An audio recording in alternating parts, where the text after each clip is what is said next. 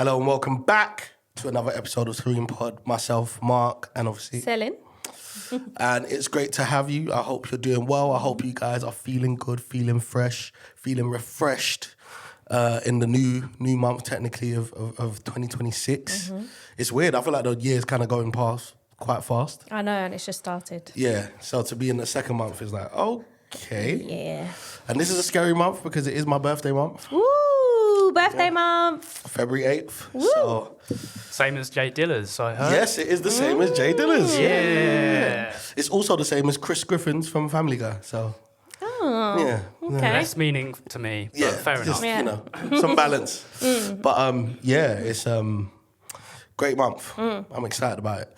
How are you, Selin? Yeah, I'm well. I feel like the year has started off really fast as well. Like it's quite fast paced. So I'm trying to slow it down Got a you. bit. Trying to pace myself with the amount of projects that are coming in and how much I'm actually doing, because client work can be draining. So I'm Yes. just trying to pace myself on how many clients I'm doing a week, because that's quite a lot. And then I'm really trying to balance out with gym. So we spoke about that before, but Yeah. I'm going at 6:30 in the morning. Come on. Soldering through.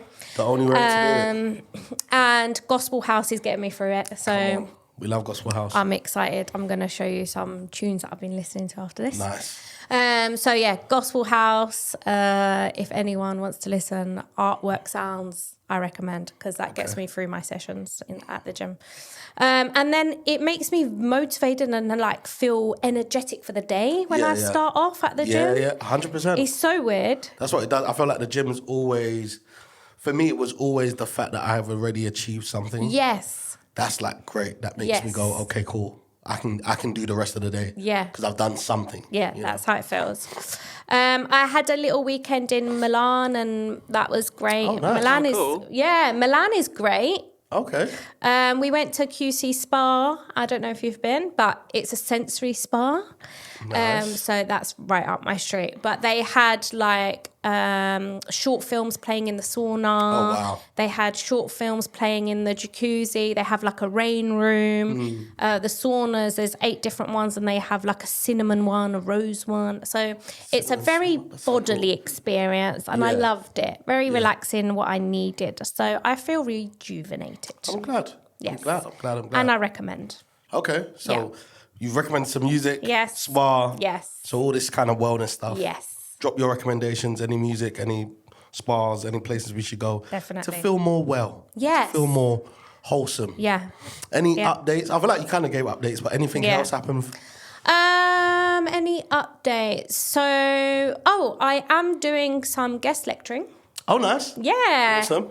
At my old uni in Kingston, so I'm really Nice. excited about that. And Kingston Uni has a special place in my heart. I had a great experience there. Yeah. So going back, it just brought back loads of memories. And I was like, I did a flash mob right here. And I remember where the SU bar is. So, yeah, I'm very honoured to be doing some guest lecturing Yeah. there. And I've never done any work at a uni before. So it's my first time. Amazing. And yeah, I'm really excited about it. It's like a new project for me, a new challenge, but I'm up for it. Yeah. I'm ready. That's amazing. Yeah. That's okay. me. How about you? Yeah, not much updates. Yeah, just being a dad. That's pretty much the last January was just like the dad Yeah. month for me, Yeah. newborn kind of phase, and so it's nice to be in February and be like, okay, time to go. I feel like even in the mess of whatever it is that's happening, we now have a routine of mess. If Yeah. that makes sense. Yeah. So like every day, I get my son ready. My Okay. wife does not do that whatsoever anymore. And it's just easier that way. And then during the day, I take my son to his room. And it's like weird because you're like, oh no, we want them to be together and play together. But it's chaos. Yeah. So I take my son to his room. He plays in his room. My wife has the baby. So it's like we're learning routines. That's good. That's like, okay, this works for us. You know, if we do this, we do that. That's going to make life easier. So I think that's the crazy thing about having a kid. It's all in your systems that's the only way you survive children. Yeah. You have to have systems. Yeah. You have to have the treats, the rewards, the punishments, all the things. It's all systems. Yeah, If yeah. you do this, you get this. If you do that, you get this. This is the time for this. This is the time for that. Otherwise, you drown because it's Yeah. just insane. It's an insane world. But yeah, it's been great, and I feel like I'm having to grow more as well in terms of my capacity as just a human being, which is always good. But yeah, I feel good. I'm in a space where I'm ready to now take on the year. I Okay. think I'm there now. I'm like, Okay. okay, time to go. Yeah. So, yeah. So you have a new normal. Yes, the normal is finally new. Funny enough, there's other big transitions we're trying to look for a house and stuff. So that's gonna change everything again and whatever. But I'm like, it's cool. It's all good things, so it's fine. We do it. We do it with the excitement and with the fun and try and enjoy the process anyway. Yeah. And baby, okay. Baby's good. Baby's Yeah. good. Baby's so cute. Yeah. Baby's so good looking, which is odd Baby's good looking. because baby she's a girl and she Yeah. looks like my dad. Oh, And interesting. she's so good looking. She looks kind of like Angelina Jolie as a baby. It's weird. She's so pretty. It's just odd to me that she's That that is pretty too as a baby. cute. Yeah, it's just because technically she looks like my dad, so she's kind of got my face, but Okay. I'm not like a gorgeous woman. It doesn't make sense. It's so I don't know about that. Well, thank you, Thea. I mean, I try, but yeah. So it's so weird. It's genes is genetics. Yeah, is I find that it's fascinating. mind blowing. Yeah. But yeah, she's great. She's awesome. Good. Good. Theo, what you got for us today? What have you got? All right, so today we're going to be talking about the idea of banning social media for under-16s and how that's gaining traction. And obviously Australia has already made that move, and the UK at the moment is in a bit of consideration Right. and movement Okay. over these online safety measures. But before we jump into that, last episode Yep. we talked about the Beckham drama. We did. Oh yes, It was a good one. And we ran a poll on our social medias. And we asked the question, what comes first, your partner or your family? And I've got the I results. would have told you straight. I've got the results. Yeah. So, and we can discuss how we feel about these results. Okay. 58% 58% said partner. yes. Okay. 42% said family. Fairs. Okay. Let's do a quick breakdown of how Okay. we feel. Fairs. Okay. I mean, as a married man with 2 kids, my partner 100% comes first. Yeah. That's just what it is. Do you get what I'm saying? Yeah.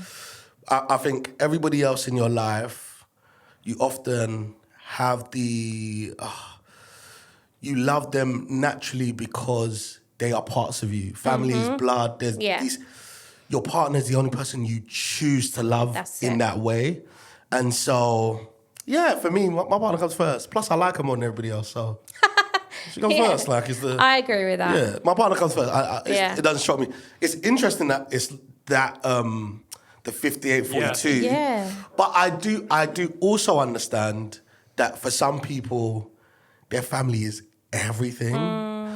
I don't know if that's a good or bad thing, because I do think sometimes, I think that the aim is not for you to create a family tree without branches that can't branch off and create their Yeah. own trees, Yeah. if that makes sense. Yeah. I think they're supposed to sprout seeds and grow their own trees. But also family sometimes is all you have, you know. And so I get it, but partner comes first. Yeah, I agree with that. I think it is partner first as well. Your family should support you through your happiness and Yeah. want you to be happy. But also, I'm intrigued. First of all, thanks for everyone that's done the Yes, poll, please, thank because you. I think that's great. And we want you to continue to engage with us. But the other thing is, I'm intrigued to know if the 42%, if they're single. Yeah, that's true. Because if you're single and you tend to haven't think found your to soul think that. partner yet, then maybe you will put your family first. But Yeah. once you found that person, your person, then you may change your mind. I also think even when you cross the kind of the threshold of marriage, because Yeah. before you're married, because there isn't that commitment, it's easier to be like family. But once you're married, your wife becomes, or your husband becomes your family. So that's it. I mean, it's not really, that's just what it is, you get what I'm saying? So that's why I always tell people, pick wisely, you know, that's the rule. 100%. It's Obviously, you can get out of a marriage or whatever, but like, if you don't want to, you really got to pick wisely. That's a serious choice, you know, so. It's a big decision. Yeah. But also, age might be a factor as well, because if they're younger, if it's young people that are doing the poll that haven't entered that serious relationship yet, then maybe also they would pick family first. Or if they're a young person maybe that don't have a good relationship with their family, then they could pick partner first. So all those things may play a part. The other side is there's a lot of older people that have been through horrible divorces. Yes. And it's their family that held them down, that kept them through that time. And so they pick family because, you know, because sometimes family or spouse, some spouses use it to pull people away from their family and isolate people. So that's the other side where it's like, actually it's being done in a toxic way and it's not I would pick my partner because we love each other and this is just the way it should be. It's more, I pick my partner because they told me to and I'm not allowed to even see my family kind of thing. So I think there's so many factors to it, but for me, again, it'd be my partner. Yeah, me too. And I love them all, you know. Yeah. Me too. Nice. Okay. All right. So, social media, under-16s, the idea of a ban or restriction. So the first question I have today is, let's explore what are the problems that policy makers are trying to solve by bringing this under-16 social media ban in. Oh, I'm trying not to be controversial. There's some things why not? I Let's would do say. it. Oh, Why no. not? Why not? I do not want to do this to Serene Pod. Let's talk about the issues that can arise. Yeah. Then let's see how we feel about it. Okay. So I think obviously we know with social media there's a lot on social media. Yeah. You know, there are some spaces that are not as vetted and not as safe as others. And there's a lot of deception. I think it's crazy. And let's ponder on this for a second. Somebody can use a phone to create a profile. Yeah. Put a picture there and convince other people that I am the person in the picture and that's who you're talking to. And that alone is pretty insane. Yeah. No need for verification, no need for any type of protection or any type of you have to show me 100% who you are. You can just be whoever you choose to be on the internet. And I think that poses so many issues, especially for children, right? So I don't feel like we have to go into too much detail in terms of the stuff that can happen, but we know a lot of stuff happens. Yeah. And I'm not just talking about from adult to children. I'm talking about even children to peer to peer. Literally, young people. I worked at a primary school, and it was a good couple years ago, and the first issue that came about was a young person was talking to another young person on FaceTime and waving a knife, and this was at a primary school. Oh. They were in year 5. I think they were maybe 8, 9 years old. And they were then posting stuff on a private Instagram page. And I'm just this is sophisticated bullying. You know, when I was young, you call yourself doo-doo head and whatever, and they push you in the playground. You're talking about waving knives on FaceTime and putting stuff out on the internet. So I think the internet in itself is such a cesspool of danger for young people. I agree. In my opinion. Yeah. I don't know. I agree. I feel like just expanding on social media, I think gaming is also involved in that. So I've got a few clients at the moment that I am facing the troubles and the struggles of gaming into the space because Roblox has been in the news recently and they are playing Roblox, but there's no control over who they're speaking to. And there is a lot of, I didn't know, but there's a lot of different games within Roblox, right? So some of them are terrorist stuff. Yeah. Some of them, you're reliving traumatic experience like 9/11, reliving it in the game because that's what they've created. It is wild, and there's a lot of violence within the game. So they can buy guns, they can buy In Roblox? Yes, Yeah. and there's like a GTA game in the Roblox. Insane. Right? So I have a young boy that's in primary school that I'm doing therapy with that is coming and he's talking about all these violent things. And I'm like, what is going on here? So I found out it was from Roblox, but also they can't control who they're talking to. Yeah. So there's a lot of also pedophiles on Roblox and people that are trying to groom young people. And the amount of anger that is coming out of these boys that I'm working with is crazy, but they can't understand why they're angry apart from the fact that they're playing this 24/7 all the time. And I'm like, oh my God, this game needs to be shut down. So I'm very concerned about the gaming world as well as social media. Social media, I do think some sort of restriction would be great. I do think that. I do believe that that would be great. And I know, like from Little Mix, Jessie has recently come out and said about how she feels that she would support that because she went through bullying when she was younger and stuff. And I can see body image stuff going through, cyber, like bullying online and all of that. Online bullying is happening to girls as well as boys. But Snapchat is a major issue as well. So I know some of the boys that I worked with, they buy knives from Snapchat. It's a quick image. The police can't track it. There you go buy the knife, and that's done. So I am concerned. I think it is getting worse. And I do think restrictions would be good.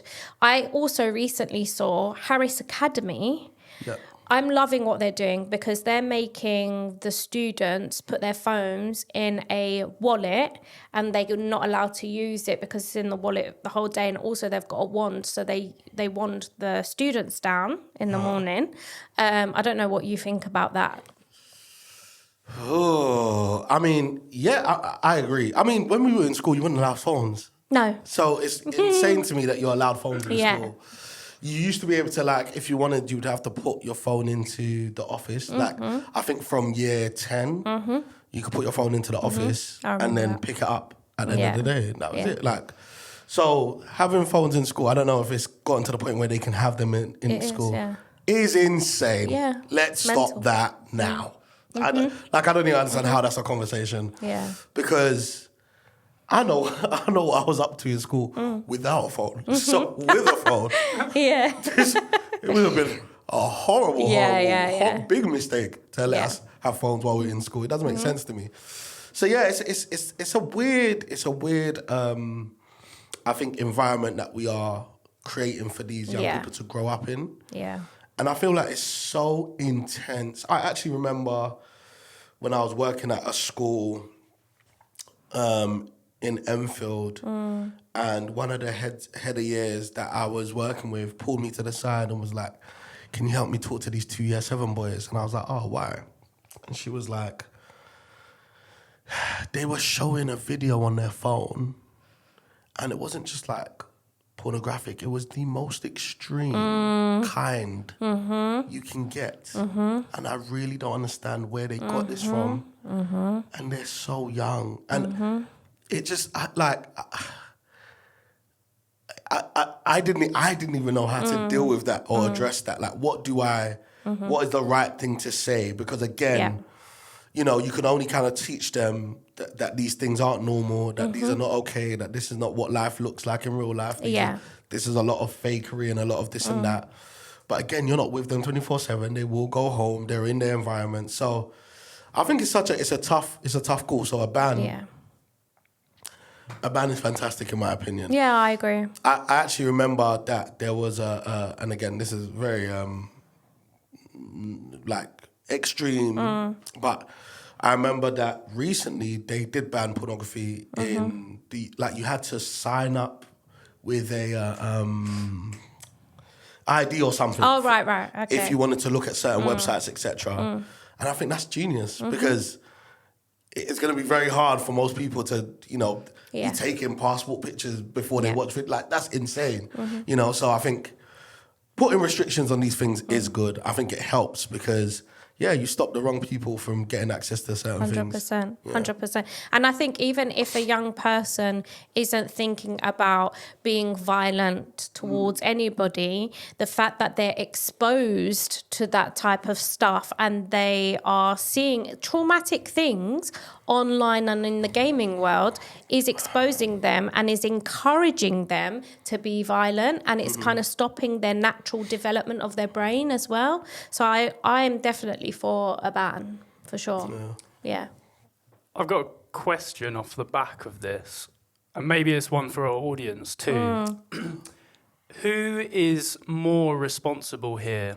Is it the companies who own these platforms, or is it the government? And who should be the one who takes that first step? Like, who should be sitting back and who should be active over this? So, Interesting. that's a very tough Interesting, question. yeah. I'd love to see what people say. Yeah. If you want me to be honest, Yeah. so the companies, again, I can only kind of talk from the perspective of those that are responsible are those that have the best interest for those young people, and they're not acting as so or as such. And then I think to myself, do the companies have the best interest of those young people? No. Then I ask myself, does the government have the best interest of those young people? No. So for me, I feel like the responsibility falls, unfortunately, on the parents. I agree. That's for me, right? Yes. Because I think that, yes, I get it. In the world of parenting, back in the day when we were children, or when our parents were children, parenting was pretty simple. There weren't so many influences and things you had to deal with.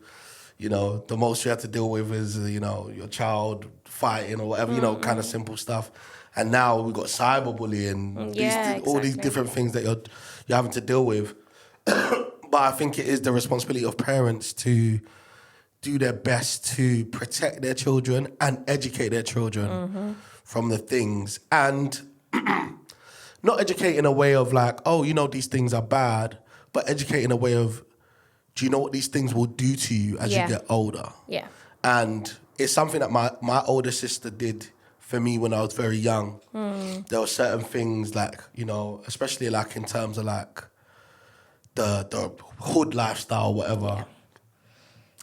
And my older sister used to always talk to me about anything. She'll be like, yo, do you know where these people end up? Do you know what happens to you in 10 years when you're doing this? And that kind of education was so helpful because it gave me the foresight to ask myself, like, do I want to be this person in 10 years? No, not really. Yeah. So as cool as it might feel now, I don't really want to be that guy. And it made me then know why I was staying away from these things, rather than just saying, don't watch this or don't look at this or don't be like this, So yeah, unfortunately, in my 33 years of living, the government have never been anyone that I thought, oh yeah, they're really thinking about me when they do things. And these companies are not thinking about me when they do things. So yeah, parents, that's what I agree with that. I think the companies, it's a business for them. So no. They've almost been given permission. Yeah. Yeah. Exactly. Yeah. Exactly. And it's like, in the kind of capitalist world we live in, quotation marks, that's what a limited company does. Yeah. Exactly that, isn't it? It does what it wants, and then Basically, yeah, it's just a business, money making for them. The government, I agree with. I don't know, it's all over the place in this country, and I think the saying about it takes a village to raise a child.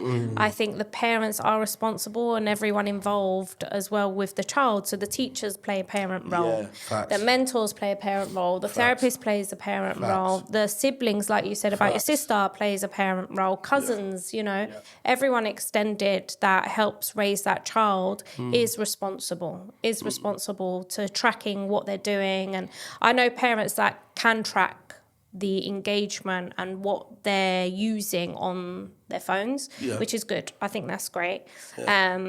and it's a limited time. Like my sister-in-law puts like a limited time for her son that he can only use on this time and that time, and then there's no going over. It just shuts down the phone. Yeah. I think that's great, and then it gives it back, and they go through it so they know what they're doing. And I'm constantly having these conversations with them anyway. But I think it's really good to work together. It's not just two people have created a child and it's solely up to them. I think it's everyone involved in that community of raising the child that is responsible to having those chats, because a teenager might not feel comfortable to talk to their parents about certain things. So, finding that other person that is comfortable with them to talk to, I think that's important. Yeah, I agree. I think that's again, like even speaking on companies, I remember when I was like kind of researching like healthy eating and stuff that. Yeah. And we were talking about processed food, and I remember someone saying that like even things like a sell-by date and stuff like that. Do you know that basically the sell-by date is the most extreme date that you can eat that? So basically for a company, so interesting. They've basically given you food that is going to kill you regardless. But that sell-by date is the last possible date that someone said you could legally leave this on the shelf. Yeah. Legally means that this is not like you probably don't want to eat. Do you get what I'm saying? So it's for a company, their aim is to reduce cost to as little as possible and maximize profit. So as far as they need to go, that is legally possible, they will. Because it reduces cost. So for even with the gaming, with the social media, as long as it's legal, if they can get your child, their brain frying on a phone or a game legally, they will. 100%. Because and it makes them the money. So it's scary. It's a tough time to be in, I think. And it's a tough time to be a parent because of what you're saying. Because ultimately, that weight does fall on you. And then the issue with, and it does take a village, and the issue with the village is then other people in your village some people are not privy to what we're talking about, so they don't care. So their child has an iPad 24/7, and then their child comes to your house, and your child is now looking for an iPad, and you're like, we don't do that here. But that's what their child does. So it's like, why am I being restricted? And so that's where the headache kind of comes. So it's a tough game. It is. I think kids can get quite hung up on comparison when you're a young age. It's very important if I see this, can I do that, or why can't I engage too in that way? How do we balance protecting kids and then also respecting that there's a level of freedom of expression and access? Maybe this is more important. Access to information might feel valuable to them. How do we balance that? Because I think in Australia there's quite a lot of arguments over sort of freedom of communication, and that is restricted by docking social media. What do we think? So I believe that freedom is very important, but freedom without some level of restriction becomes lawlessness. And so I feel like, right now, if you've got a license, technically, you're free to drive at any time, right? But if there was no rules of the road, we'd all die. We'd all literally die. There would be no chance. And so it's tough, like, because we want to give freedom, but giving freedom to a fool is dangerous. And not that kids are fools, but to something that isn't fully privy to what life can bring in all forms and facets, that level of freedom, I think, has to be given in doses. So I think it's just about time. I think it's about giving, saying that everybody should have that kind of freedom, and the freedom to information doesn't mean I would have my child watch Clockwork Orange, which is an insane thing for a little child to watch. But at a certain age, they might have that freedom, And so I do think it's more about doses over time. And I think that's fair, personally. Because I think once a child is old enough, then they should have onus and ownership, and they make their decisions. But I do think as parents, your job is to give freedom, but over time. It's almost like you loosen the space as time goes on. Yeah. But it's hard to gauge because again, you do that, you do that on one hand, and you're walking through Sainsbury's, and your child says he wants Cocoa Pops, and you go no, because but you can choose out of any of these. You know, you can choose the Alpen or the Just Right or the Muesli. You can choose one of these, and then you get a little boy walk past you, and he goes, "Mom, give me the Cocoa," you know, and mum goes, "Oh, okay," and she gets 4 boxes, and now your kid is looking at, "Oh, why has he got the freedoms I don't have?" Yeah. So it's like, I don't know, it's very tough to do in real time, but I think it's important. I think it's difficult for young people because of the comparison situation. So if like the young person has limited time on their phone or limited time playing whatever they're playing on PlayStation or Xbox, then they go to school and they're like, oh, I've just missed out. These guys or these girls are bantering and they're talking about what they did on the game last night, but I didn't get a chance to do it. That's really difficult to navigate because you don't want your child to miss out and feel excluded from the group. But at the same time, you want to be able to protect them and also be able to develop their social skills and feel connected within the family environment, because otherwise if he's gaming all the time, lose the social skills, and then you kind of lose track of what they're doing as well. So there is that as well. So I think it's difficult on the young person side as well, because they feel like, oh, like you're just limiting my experience basically, and I might get bullied or I'm being picked on because I'm not involved in this group chat or this, that, you know. So there is that as well, and I totally understand it's very difficult for parents to make the right decision by the young person and for them to be protecting them. But also there's the other thing about expression. So like, I know the arts, I've seen so many like little kids singing and playing violin and lots of amazing talent on TikTok. And I'm like, oh, this is great. And I share it so it's more exposure for them and they can get booked in different shows and this and that. But if that wasn't an opportunity there, they might have not been known. Yeah. So there's that as well. It's tough. That side of things is tough as well, because then there's the natural, organic, just talented, and then there's the exploitative, the crazy parent that, you know, puts their child on the internet 24/7.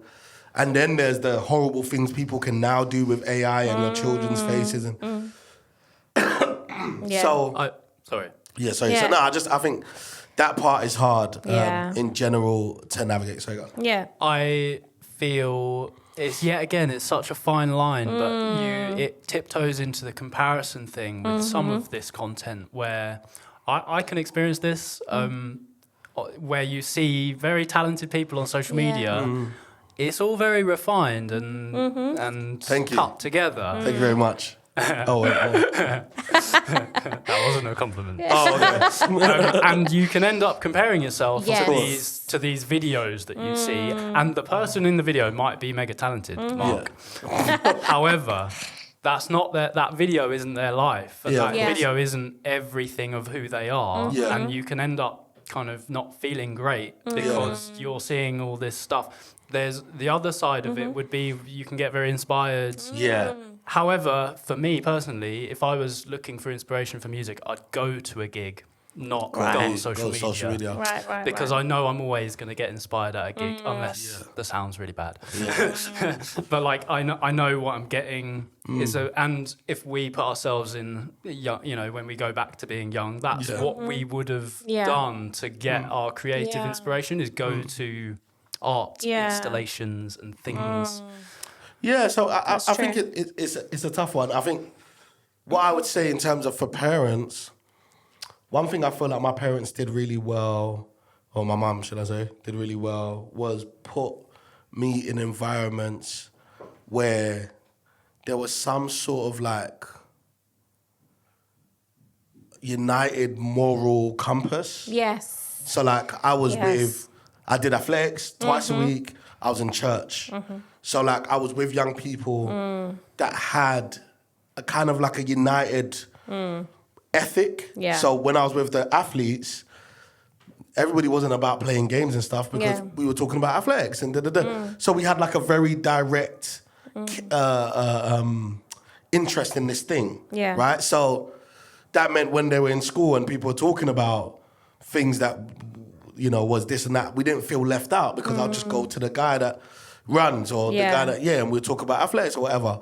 And then obviously being in church, I was in the youth church for so long that it meant that I connected with musicians there and and then I'll talk to them at school or outside of school. So I never felt like, oh, I'm being left out of what everyone's doing and all the craziness they're getting up to. Because I have my own environments where in those environments, those people and their parents have similar moral compasses to my parents. Yes. So I think when you find that stuff, that really does help. Yeah, I agree with that. I went to theatre school on Saturdays and it was a full day thing. It was 10 till 5 theatre school and I absolutely loved it. I loved it. And everyone else would just like go out or chill with their friends or whatever on a Saturday. But for me, that was what I was passionate about. And I was around other people that were also passionate about that thing. So it just felt great to find my own little community where we've got something in common and we're encouraging each other. And that's where growth happens. And I do feel like extracurriculum stuff for young people is definitely necessary. Even for kids, it's definitely necessary because they will create new friends outside the school friend environment where sometimes they might not be happy and you don't know about it. And also they will develop a new skill that maybe is not very brain heavy. It gets them in their body or a talent that you may not know. So I think extracurriculum is definitely key for growth and development and child development, but also it takes them away from screen.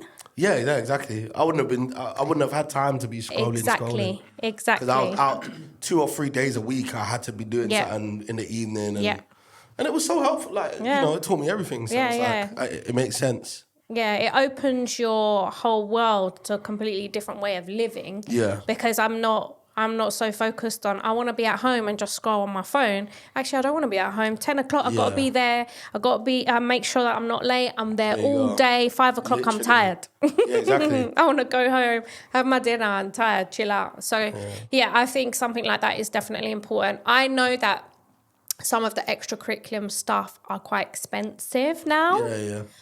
Compared to how much it was when we were younger. So there is that as well. But I know there is some councils on their website that do advertise free activities during half terms and stuff like that. So I think it's important for parents to check that out and get them away from the screen. Yeah, facts. I agree. Yeah.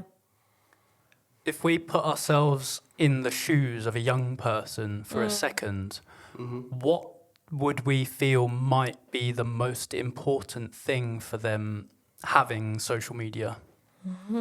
As in the most important thing to them to have access to these channels. Wow. That could be a question to our young people audience too. Yeah, definitely. Young people, please let us know because obviously we're not young people. We're just assuming. Yeah. I'm a young person. That was a little while ago. We were young people. Season 1, yeah. But definitely let us know because we're just assuming, we're just chatting. But I think for me, it might be feeling left out. Like feeling left out, like when the trending topics are there and everyone's talking about it, everyone's getting involved in the school environment, and then you have no idea what anyone's talking about or whatever. And I just think that could feel like you're isolated from the group or feel quite lonely and start actually distancing yourself because you know you can't get involved with what these people are getting involved with on the gaming world or on Snapchat or group chats as well, all of that stuff. I think the potential of like any kind of clout or like, because I can imagine being 12, 13 and you got a video that's got 100,000 views or something as a kid, you go to school, you're the guy, you know, literally. So, you know, it's just, again, another way to boost the ego of a child, you know, and make them feel accepted or wanted more. So, I can imagine that, especially where social media, unfortunately, is very, it doesn't care about who's going viral. It doesn't care the age or whatever. It will just push. As long as people are watching it, it's going to push it. So, I know a lot of young people that rage bait. Do you know what rage baiting is?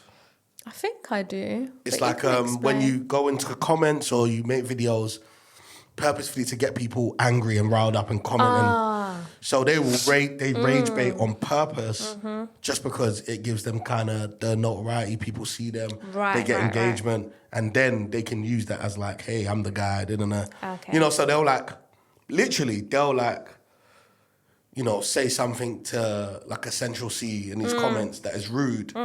And get them to comment back and take that to school. Like, yeah, look, I made Central C, you know? So, yeah, it's a crazy, you know. Strange time. But Yeah. also, how powerful is social media? I was having a discussion this morning. I didn't know this existed, right?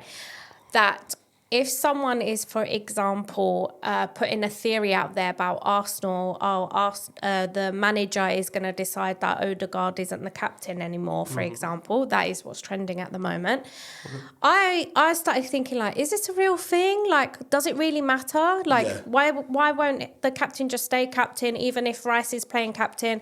And then in the discussion, somebody told me that could be someone from an opposite team putting that theory out to get into the players' minds to cause division between the team. And I was like, does that actually happen? Like, does the team actually pay attention to these things? And do they watch the comments? Do they watch these football pods? Apparently they do. And I thought, oh my God, this platform of social media is mad. It's crazy. It could actually affect a whole football team. Yes. That's crazy to me. That's actually crazy to me. And because social media is literally, on social media now, your cachet, your value is based on your perspective, your narrative, the narrative that you can put out. Yeah. And so it does not have to be true. Yeah. That's It what can I was just Literally, be enough. yes.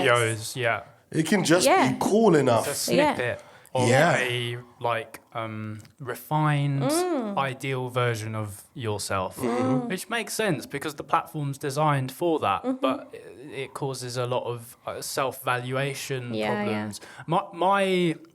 My thoughts on what could be the most important thing for a young person, and it's a negative, but it will be sort of them feeling the sense of FOMO. Yeah, that's I what we're agree. talking about, Yeah. You don't know what's going on. You're missing out. I think for them it would be difficult because of the school environments that they're in. They'll hear about it all the time. The FOMO is definitely going to be for real. kids is going to be. Yeah. I remember being 6 years old or something, 7 years old, and my friend Solomon was having a birthday party, and we were going swimming, and it was 1 p.m. and I asked my mum, "Can you call Solomon's mum?" Because I thought we were going swimming, and nothing happened. No one came, and I cried my eyes out. 3 p.m. I asked my mum, "Do you think they're gonna still come? I'll call Solomon's mum." Cried. Solomon's mum said, "Yeah, we're still coming." I cried until about 5, 6 p.m. Yeah. Not knowing that swimming actually started at 7:30 p.m. Oh. But just the idea that I was going to miss out on swimming destroyed my insides as a child. And so I can imagine that the missing out, like, I'm sure it's even like remember like when you used to be in groups as a kid or whatever, you had a club and then you kick someone or you keep them out, like, no, you can't join us. Like, that is the most heartbreaking. Yeah. So I can't imagine what the group chats are like. Exactly. Like, oh, can I join your group chat? you No. imagine? What? Can you imagine? The heartbreak. What do you mean I can't join your group 100%. chat? Can you imagine? You know, I think so you're still crazy. learning what's important as a Yeah. young, like important in life, and the sort of foundations of what makes value. and this just heightens it. Yeah. You're sitting in a room and everybody's on the phone laughing and looking at you. Yeah, literally. What? The heartbreak? Literally. It's scary. I don't know, Literally. man. But also, they're still trying to understand, identify their emotions and regulate their emotions. Exactly. So we might have a young person or a child that's just being a bit wild at home, screaming, crying, breaking stuff, but the parents have no idea why the hell they're acting like that. Yeah. And it's because they're not involved in a group chat or they're not involved in whatever their friends are doing in school because they don't have a phone. So It must be There's a horrible. lot going on, I think, for the young people of definitely FOMO, like the amount of emotions and thoughts that would bring up for a young person feeling left out. It's crazy. Yeah. Yeah. And we as young people didn't have the comparison.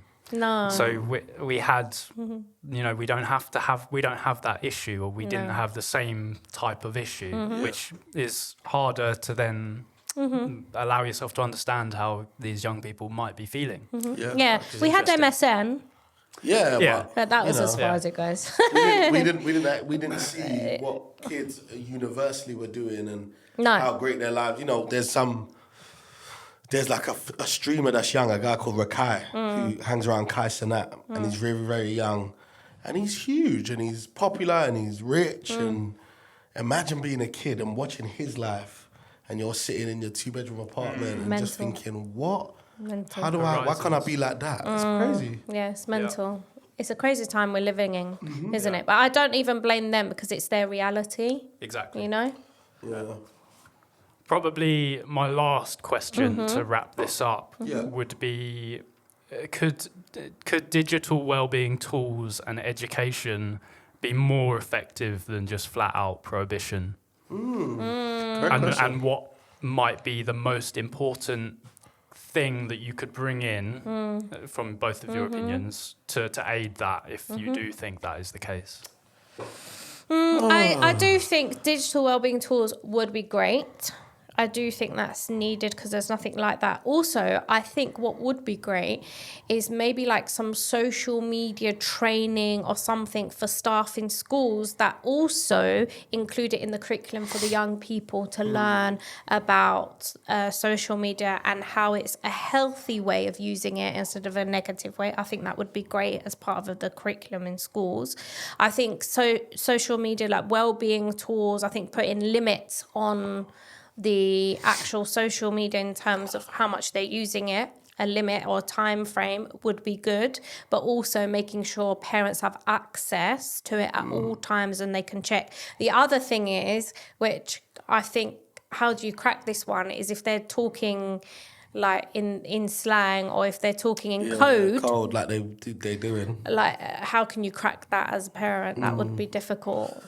I've seen some and I think this is dangerous too, but I've seen some things where a little sheet pops up of code messages and what they mean for parents to learn. But yet again, That who stuff is is so making scary that to me. content? It might not be all Exactly. true. Yeah, exactly. So scary exactly. to It is scary. It is scary. So, I know I asked this a couple of times, but I'm not asking, do you want me to be honest? Yes, always. Ideally. So, we've grown up in an environment where we see many issues. For example, like, you know, when I was growing up, things like knife crime and teen pregnancy, you know, these were things happening. Oh, yeah. And there would always be an initiative. There would always be somebody, you know, put the knives down, you know, safe sex, you know. There was a lot of education, there was a lot around it, but it didn't stop the problem. And it's because the problem in itself inherently was a problem, right? Unfortunately, I think that social media in the hands of children is more of a weapon than a tool.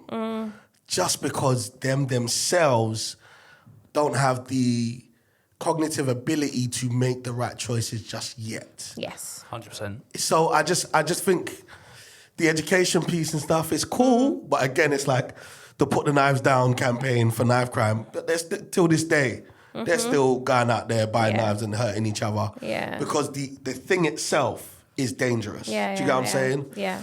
You know, and so I think social media it itself is dangerous, and you have to, you know, again, great example.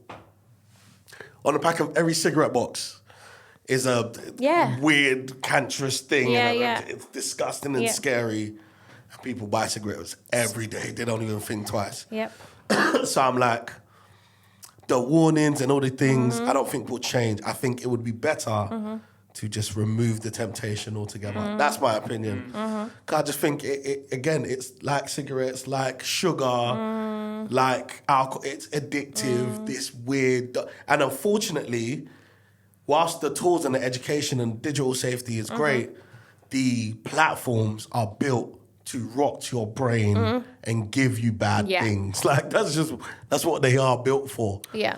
So yeah, for me, I'm like, hey, just do away with it. Find a way to create the restrictions, and I think they'll just be better for it. That's the truth. Yeah.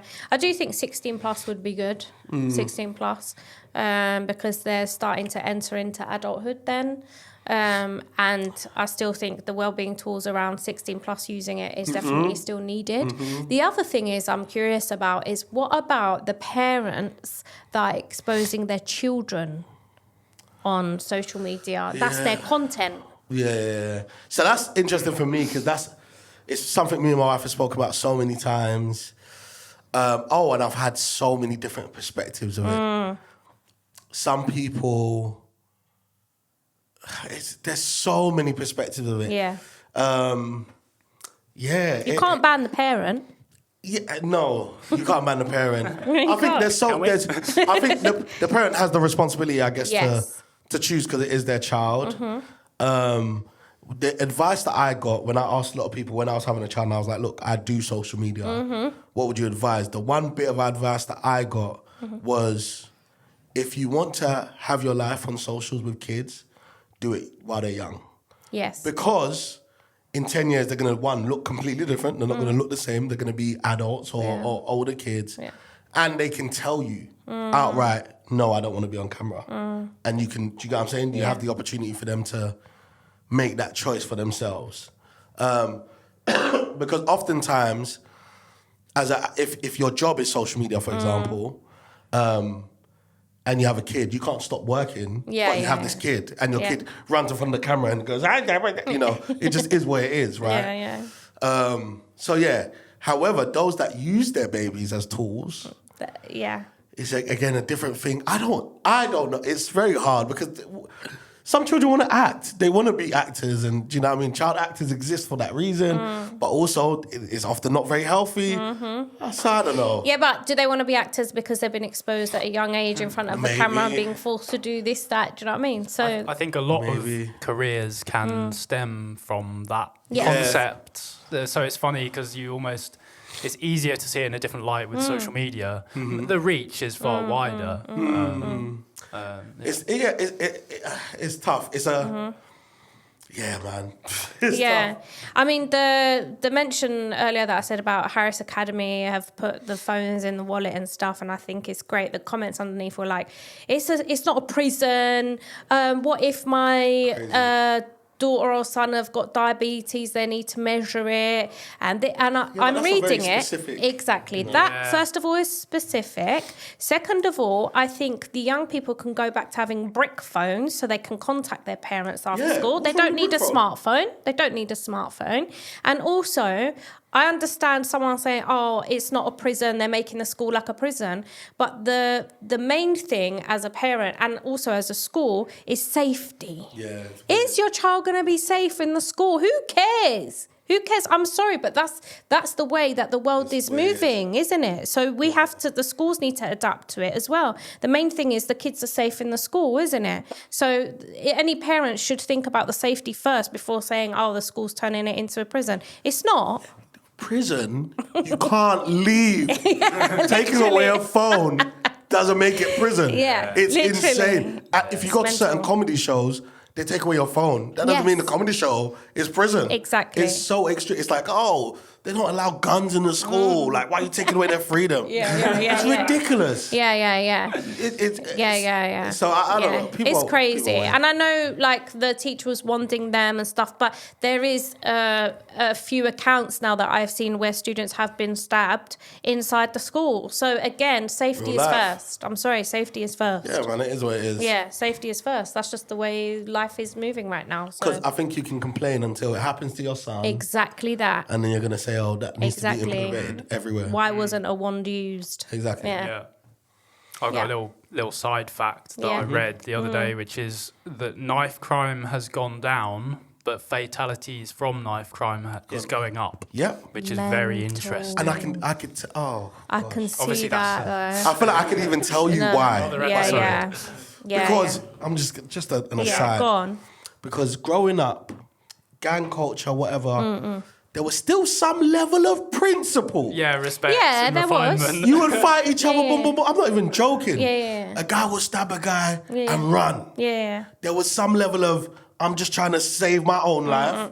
I'm carrying this knife for protection. There was some level of that logic. Yeah. That has gone away with. Yeah. It is all, I want to kill him, I want to get a body, blah, blah, blah, blah, blah.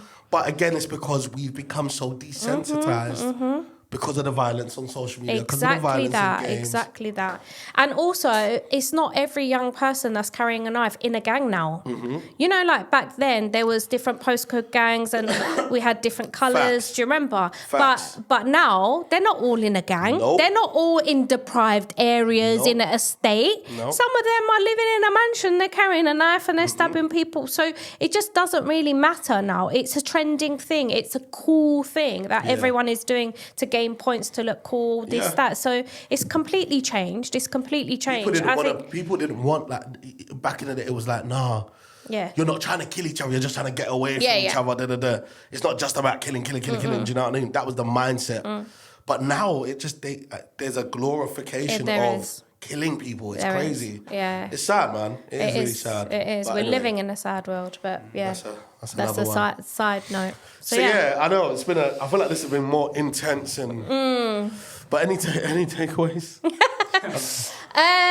Yes, my takeaways are I'm actually glad that we discussed this today because I don't think we have addressed this topic before. Yeah. I'm intrigued to know what people think about if there should be a 16 plus ban or should the government do something or should the parents do a time limit on the phones. I'm intrigued to know what people are thinking because we've put our opinions and also the young people, let us know what you think because I'm intrigued to know. We're just assuming we're not young people, but my takeaway definitely is we're living in a crazy world. Yeah.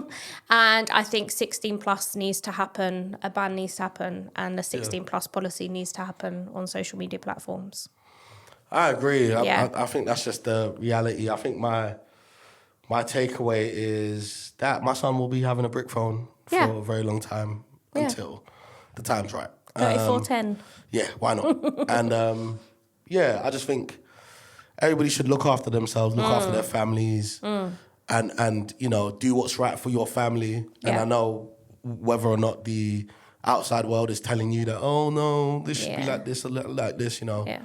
I think you should focus on what you believe is best for the mental health, safety of your own children and the people around you. So that's what I think. But great conversation. Yeah. Intense, but it was good. It was good. And I would love to hear your thoughts. Definitely. Anything that you've experienced, any opinions in terms of what you feel like people can be doing to be more safe on the internet and have their children more safe.